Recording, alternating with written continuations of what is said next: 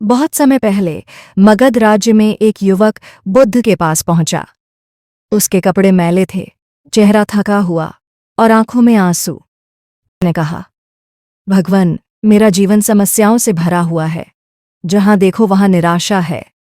कभी व्यापार में नुकसान हो जाता है, कभी परिवार के लोग साथ छोड़ देते हैं, कभी दोस्त धोखा दे देते हैं। मुझे लगता है जैसे पूरी दुनिया मेरे खिलाफ है। क्या कोई रास्ता है जहां मुझे शांति मिले?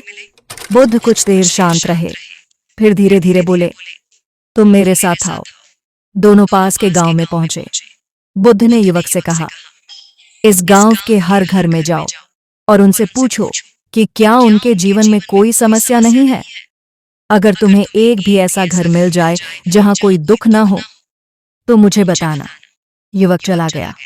सुबह से शाम तक उसने दर्जनों घरों के दरवाजे खटखटाए। कहीं माँ अपने बेटे की बीमारी से परेशान थी, कहीं किसान अपनी सूखी फसल से दुखी था, कहीं व्यापारी अपने कर्ज से टूट चुका था, कहीं पत्नी अपने पति की आदतों से दुखी थी। दिन ढलते ही युवक थका हुआ वापस लौटा। उसकी आंखों में आश्चर्य था।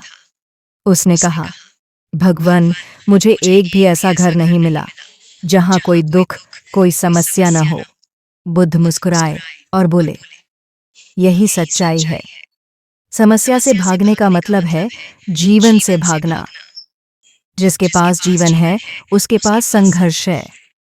फर्क बस इतना है कि कुछ लोग समस्याओं को रोकर काटते हैं और कुछ लोग समस्याओं को सीढ़ी बनाकर ऊपर चढ़ते हैं।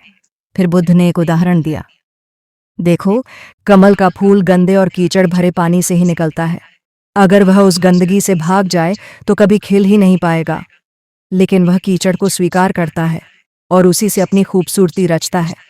इसीलिए उसे पवित्रता का प्रतीक माना जाता है। युवक चुप था, लेकिन उसके मन में नया विश्वास जन्म ले चुका था। अब उसे समझ आ गया था कि समस्या बोझ नहीं, बल्कि उसके जीवन को मजबूत बनाने का साधन है।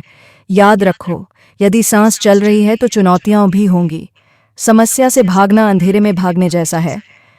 जहां जाओगे अंधेरा साथ जाएगा, लेकिन जैसे ही दीपक जलाते हो अंधेरा गायब हो जाता है।